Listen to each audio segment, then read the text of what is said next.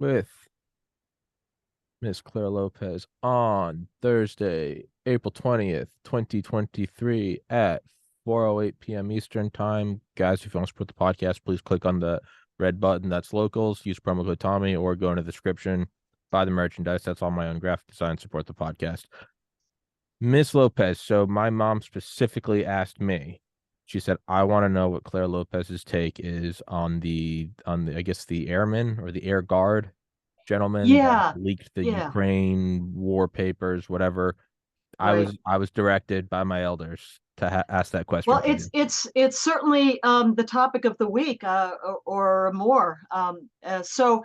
What we're talking about here, of course, is this 21-year-old Massachusetts National Guardsman in the Air Force, of the Air National Guard, I should say, of Massachusetts, who was arrested.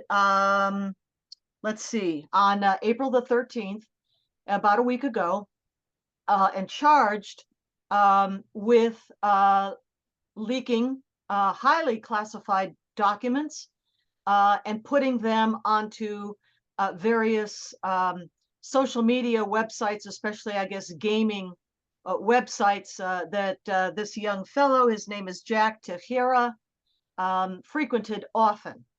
And among the documents are many that are classified at a very high level, top secret, SCI kind of classifications.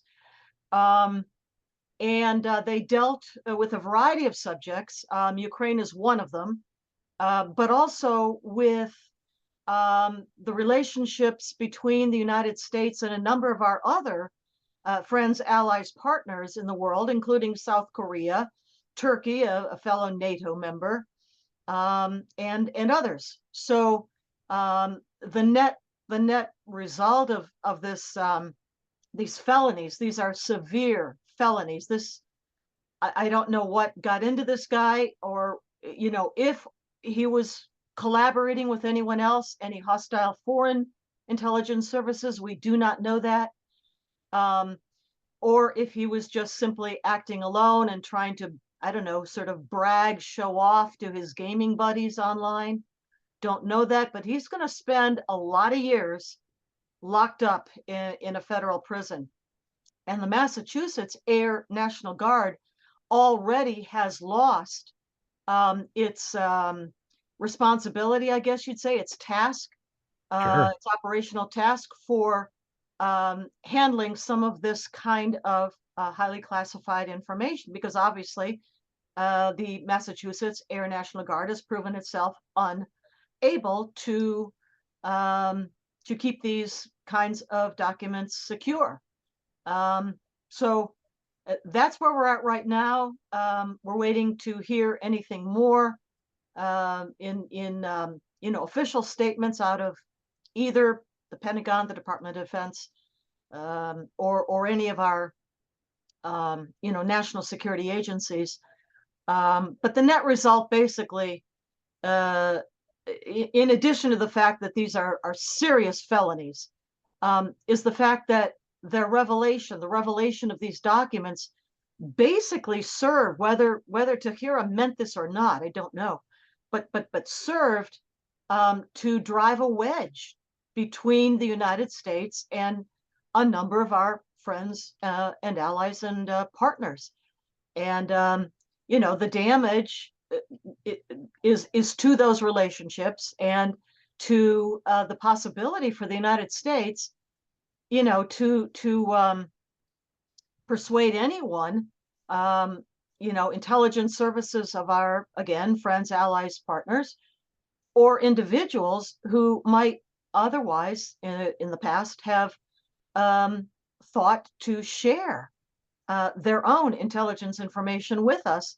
And with this now showing that the United States is not up to maintaining the secrecy, the security of such information, that damages our relationships. So I guess that's how I'd sum it up. So I mean, I guess there's two ways to approach it, and one is, the surface level. I guess the human level of it, of, who's the character that did it, why did he do it. He put it on, I believe, Discord, which is, I mean, the equivalent of like me posting top secret documents on my pod. It's laughably not secure. So that that seems silly. And obviously, when you see something like this, when the net result is a wedge between us and our allies, you have to almost not look at the shiny figure over here and be like, who was this guy? Why did he do it? And you got to go, well, who's behind it, right? Because if it seems weird. It doesn't. Yeah. Now, I mean, I've heard and read statements from spokespeople, that this airman in the Massachusetts Air National Guard did have a TS-SCI clearance Oh, well, and apparently did have legitimate access to these documents. Now, what he did with them, of course, is completely illegitimate, but one has to wonder, what were the security arrangements for someone like him, who, by the way, is an IT specialist. He's a computer technician, if you will, got a high school education, and got his clearance just a couple of years ago as a very young man. How did he, um, manage, first of all, the access to the documents? Did he go inside of a skiff mm-hmm. with a The cell phone, USB try, yeah, or something. or how did he do that? Or did he somehow take documents out of the skiff, take them home, and photograph them there before placing them online? I mean, either one of those things, those situations, not supposed to happen. Security protocols are supposed to be pretty strictly enforced as regards the viewing of classified documents inside of a skiff and not removing them from that skiff. And also, of course, not taking a cell phone into a skiff, if that's what he did. We don't know that. But it just seems that safety precautions, security protocols somehow fell apart with this Massachusetts Air National Guard. Yeah, I guess in terms of like how young he is, that's I'm not as focused on that because I think Ed Snowden was very young. So Well, look what he did, the same kind of treason. well, that's I what mean, I the mean same is, sort of, well, my point is it is their possible to be. judgment is just not there at the age of 21 or 25. They're just Well, not, they my don't point have it is yet. is my point is it is possible for a young person to have act. There are for Yeah, there are I people mean, that have they should we review that? Should we sure maybe think about that? I mean, you listen to psychiatrists, psychologists. The human brain, especially, sorry, but in young male, men, yeah, was it is not 25? fully mature in terms of logic and reasoning and thinking ahead, until at least mid 20s. Yeah.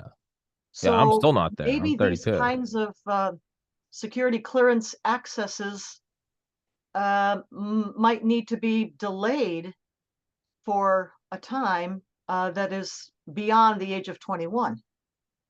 I guess how I'm looking at it is whenever we have stories like this of any measure of any field, you always have the surface level shiny drama object, and then you have like the meat under it. So again, his age, Snowden was younger, so it is possible. I think he was described as sort of like a savant at his age. So it is possible that you kind of have these people that, get there quicker. You always have students that graduate college at like 16. So that I must focus on that.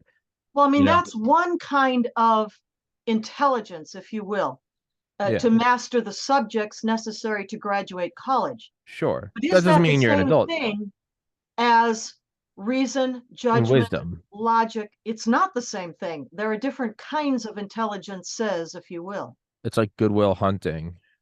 Do you remember that where it's like Robin Williams is talking to Matt Damon and he's like, Matt Damon's got supposed to have like whatever, like a 300 IQ. And he's like, you could tell me the exact number of rivets in the Eiffel Tower or the number of strokes in like the Sistine Chapel, but like you don't know what it's like to fight in a battle. You don't know what it's like to lose a wife, or it's going on basically like you're still a Hmm. kid. So my point is again, so just kind of removing the shiny objects, like how old they are, whatever. Why is it on Discord? Whatever. I'm kind of looking at what are precedents and why did they do it. So if I forget, I always forget his first name, but last name Hansen, the Hmm. FBI mole Robert Robert Hansen, the FBI agent. was Hmm. caught. He was working with the KGB. I want to say in like the 80s, maybe 90s, and now he's spending life in prison in ADX Florence. He was getting money, so it's like, and he wasn't making a lot at the FBI. So at least I can look at that and go, stupid, sure, but like, okay, at least I get it. Like I understand it. Like if you go rob a bank, it's stupid, but I get the rationale to an extent. If we're missing a piece here, that's what I want to know is You mean the motivation is what you're maybe thinking we're of? missing a piece. So what is it? Yeah. Is this intentional to drive a wedge? Do we want to drive a wedge? Is Well, this yeah, us I doing mean, it? It's we don't know the motivation yet. yeah, That's a problem for us who are trying to look at this and understand it. Um, but what I will say is that whether the motivation was money, whether it was an appeal to, I don't know, what would you call it, vanity, or wanting to show off to buddies, whatever you call that. yeah, Um, bravado. but if this young person reached the age of 21, let's say, and has no better understanding of loyalty to country, of patriotism, of uh, a refusal to do anything that would harm or place in jeopardy American national security. And I'm sure he received briefings before he got and after he got his security clearance. But you know, I'm thinking here about the academic system, the education that this young man may have or not have received. How is it so lacking in dedication to country, to loyalty to our republic, that he could even think of committing this level of treason? It- Yeah. Even aside from everything else. Yeah, again, so I think we're missing a giant there's a giant piece that we're missing. It's either foreign collusion and or I guess they wouldn't be mutually exclusive, or it's money. Like there's something he Right, didn't but no matter the the quid pro quo motivation, or it's whatever why you might have been it's tempted by, arrogance, vanity, greed, yeah, whatever that may be. That aside, the mental capacity to say I'm going to do this or incapacity. yeah, the formation of maybe 12 years of education so lacking in conveying, imparting to this young person a proper appreciation for the republic that he's now in uniform to serve, and you know just loyalty to the country that he purportedly took on the uniform again to serve. So is it are we looking at and this is maybe low hanging fruit because obviously I'm more right leaning. I'm very open about that. Are we maybe kind of reaping what we've sowed? Is this the age of America's bad, America's the great Satan, it's we're the evil ones, the whole kind of self-hatred that really my generation has been subjected to and willingly taken up, that we Well, are evil, that we're the great yeah, I mean, we don't know what this young man's education was, which schools he may have attended. We don't know any of that. Um, but you're getting to a really good point there, Tommy, and that is, and I'll go back again to a book that I've mentioned before on this show and others, and that is W. Cleon Skousen's 1958 book, The Naked Communist, and it's chapter 13, which is called The 45 Goals of Communism Today. And that communism, Marxism, the ideology that denigrates America, denigrates our republic, denigrates our founding fathers, our Judeo-Christian principles upon which the republic is founded. Um, that worldview, that Weltanschauung that America is a force for ill in the world, mm-hmm. has indeed permeated way too much of America's educational system. And again, we don't know where he went to school, But just among those 45 goals, number 17 is get control of the schools, the curriculum, the teachers' The associations. Long March. Right, which Rudy Dutschke's coining of that term, the Long March through the institutions, which was based, of course, upon earlier writing by the Italian communist of the earlier 20th century, Antonio Gramsci. Hmm. Going a little me kind of just, and as I bring out these subsequent kind of reasonings, I always move down the scale of rationality and percentage chance that I actually believe in this. So I'm going farther and farther out on limbs. Okay. Is this a distraction then? Is this because this, in a bubble, this does in a way make the Biden administration look good. You're cracking down on the treasonous guy that is Well, not I don't for know how America. good Well, when this guy was posting sure, this stuff, plastering it all over the internet for at least 2 months before apparently sure. anyone noticed. And he was, getting away with this while our national security agencies were very busy chasing down parents objecting at school board meetings and Well, infiltrating our entire internet system of social media, Twitter and Facebook and Instagram and everything else, to hunt out domestic terrorists, quote unquote, air quotes there.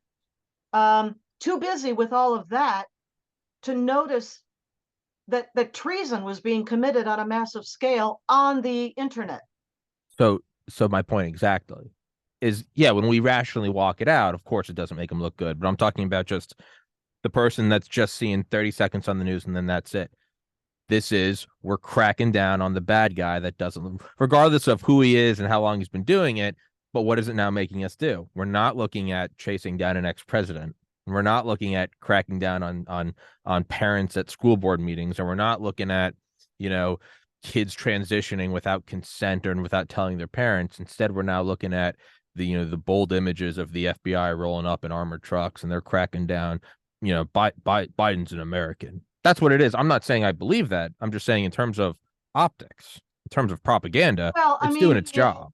if the news consumer is only capable of focusing on one thing at a time, okay. Well, But I I think think they a are. lot of consumers are looking at the entire landscape, I'm not addressing like the you, I'm not like me. addressing the person that has the ability to dig deeper. I'm not addressing them. They're going to dig deeper on their own. I'm talking about the average scroll through Biden good, Orange man bad. No kind of surface level consciousness. Just Yeah, but do you notice this story has kind of disappeared from the fair, news? fair enough. I'm not seeing any further follow-up within the last several days. All right, no, fair enough. As I said, as I go on, I throw out less and less viable options. Um, yeah, I think we're probably looking at we're kind of reaping what we sow. It's this entire self-hatred that, we're the bad guys and you're seeing people act on it and they think they can and they feel like they're doing the right thing. And, and then there's that very realistic thing of I mean, I would imagine this guy is gonna spend life in prison. Like Snowden fled, Manning got parted, right? Yeah, Pardoned, that's excuse right. me. That's This right. guy's probably gonna stay like life in prison. So we are kind of seeing, I think this is probably what it is like, I'm doing my part. I'm fighting the great Satan. That's what it is yes, I don't know. No, we, It, we we simply don't know his all motivations right. right now. We have no insight into that, and I don't know if we'll ever get that or not. Like I said, the story seems to have very quickly Yeah, vanished from front pages. So I don't know. fair enough. And I guess this is kind of showing it. I just a couple days ago, I just kind of, I don't know why, I don't know why, I was just stressed. I just stopped reading all news. I was like, I just need to take a couple days off. This Mm, happens to me like once a year where I just shut it off and I just kind of need to take a hear the break. birds chirping. So I Take actually didn't know that it was out of the news. I think that's the last thing I saw, and it was just mm. for like 7 or 10 days. I was like, I just need to watch the sunrise, and yeah. So Yeah, that's every a now and then. That's a good thing to do. so that's I'm unplugged from that. And because I'm unplugged from that, I'm now realizing that because I normally do episodes with you about current topics, that I'm kind of on shaky ground. I don't really know No, what's it's not going shaky on. ground, and I'm glad you did focus on this. It's important. Okay. And I don't want to see it disappear from the front pages. I want to learn more, about this young man, his motivation, and with whom, if anyone, he was acting Polluting. in collaboration, if that were to be the case, which we do not know right now. Um, because I haven't been watching the news, but did, I've kind of seen it in the periphery. What's going on with Taiwan? Are there any developments in Taiwan? Are we Well, gearing up a there? couple of things. You probably know that the Taiwanese president, President Tsai, visited the United States and appeared at the Reagan Library in California, where Speaker of the House of Representatives, Kevin uh, McCarthy. McCarthy, I guess was the host for her and for that appearance there. And then secondly, the chairman of the House Foreign Relations Committee, which is Mike McCall from Texas, he recently just visited Taiwan. And both of those events were, of course, roundly, loudly condemned by the Chinese Communist Party regime in Beijing, with all sorts of threats and military maneuvers, naval maneuvers around the island, around Taiwan. Um, but that is about where it's at the moment. Nothing else? Not at the moment. Now, China, of course, does still continue to build up its They- military capabilities, naval capabilities, issue constant threats, against Taiwan. Um, but these two visits, one in each direction, right? Um, were the occasion for a burst of threats and maneuvers. But we're kind of in a waiting pattern, I guess you'd say right now. I should maybe mention there will be presidential elections held in Taiwan in January of 2024. So, just some months away. And President Tsai, her term will be over, and her party, which is called the Democratic Progressive Party of Taiwan, has just nominated its new candidate, who is going to run off against the other major party in Taiwan, which is the Kuomintang, or sometimes abbreviated KMT party, which you probably know is the successor to the original party of Chiang Kai-shek, who fled mainland China to then Saipan. It was called back in 1949.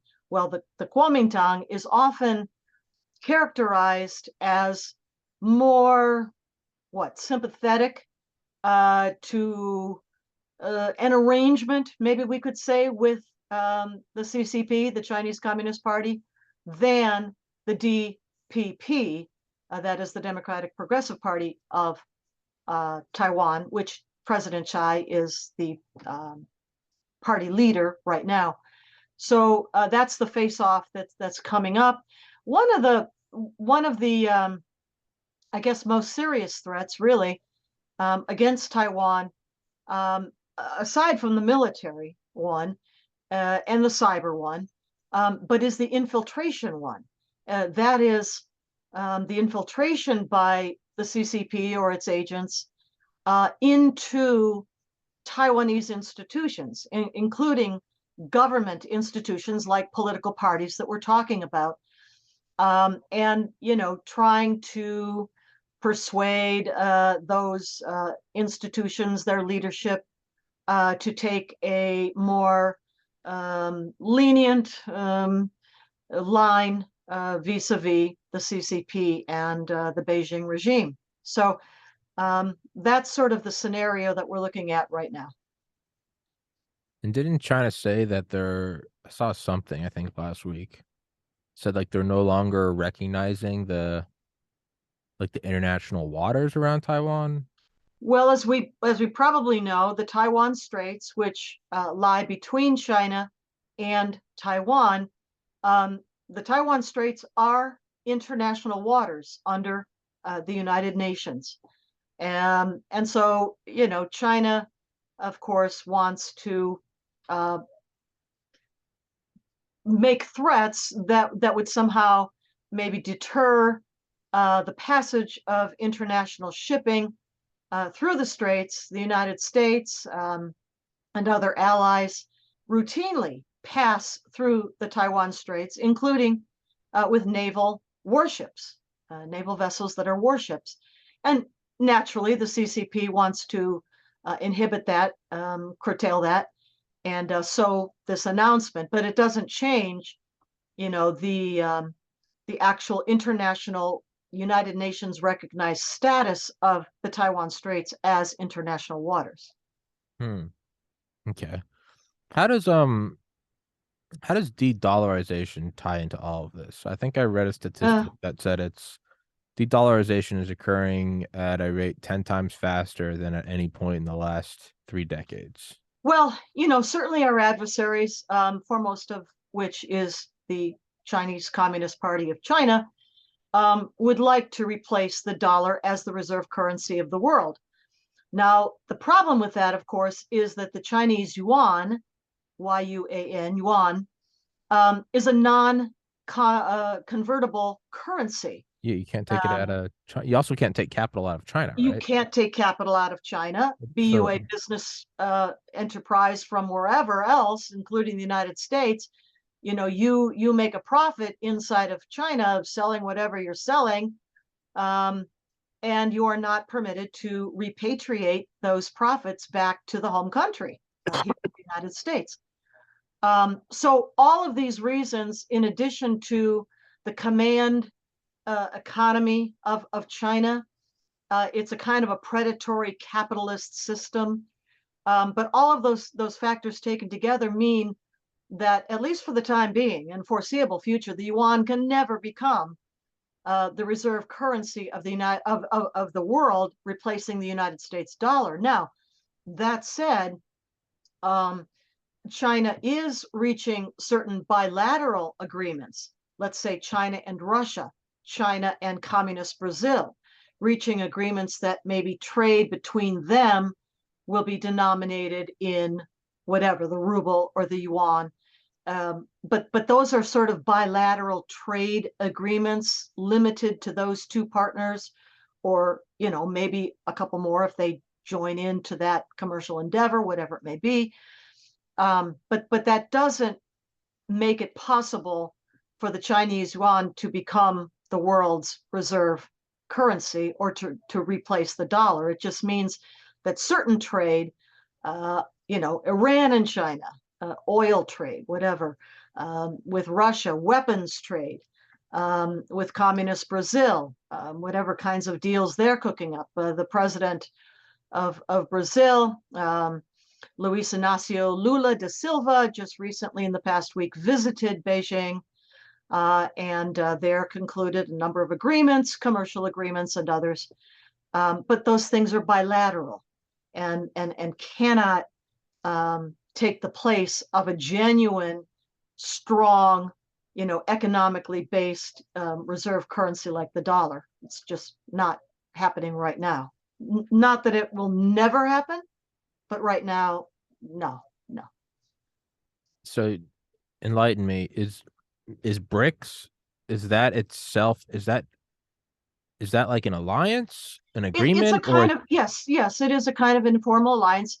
The letters okay. are an acronym, Yeah. and they refer to Brazil, Russia, India, China, and South Africa. Those 5 countries form the BRICS alliance, and yes, they do have an alliance that is commercial, primarily, um, but they may, between themselves or even among themselves, use currency other than the US dollar. But that doesn't make that a possibility to replace the dollar as the reserve currency of the entire world. Gotcha. I guess to kind of pivot onto the last topic is to dig up a story that's dig up. It's, only what, 2 weeks old, but that's eternity.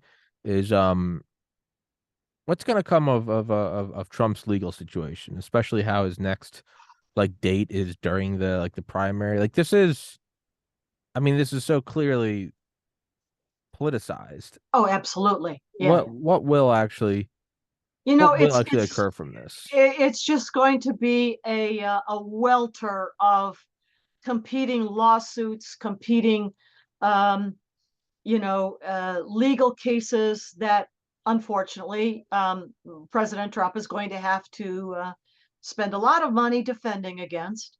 And these will go on, but very clearly, um, each of the ones that we hear about the most, of course, District Attorney Alvin Bragg up in Manhattan in New York, the pending cases out of January 6th, and another, pending case in Georgia having to do with that phone call that the president made with what is it, Secretary of State Raffensperger, I think. I think. Um, those will grind on and they'll drag it out as long as they can to, make the presidential campaign season, the election season of, this year going into next year, 2024, as difficult as possible for President Trump. But as each of the cases that we know about so far named here, kind of weak, in particular, the one in New York. It'll be a nuisance. It'll be a big pain for the president to have to deal with. But would not, even if indictments were made, as in New York, more indictments were made, would not prevent President Trump from running as a candidate for president, or even for winning, not just the primary, the Republican primary, but even winning the presidential election itself next November in 2024 would not prevent him from any of that legally under the U.S. Constitution. Gotcha. Well, Claire, I think that's all I've got. I gotta be honest. I think Okay, that's all I got in my. covered a lot. I think that's all I got in my head. That's plenty for All one right, day. all right. Well, yeah. I guess that's what I get for completely unplugging. But we will, I suppose, get back to it next week. Who knows what's gonna happen in the next week? But yeah, guys, go follow Claire Lopez on Twitter. Claire, thank you for your time. Thank Thank you for your you, flexibility Tommy. as always. Good to be with you again. You too. Till Thank. next time. Yes, ma'am. Thank you so much for watching, guys.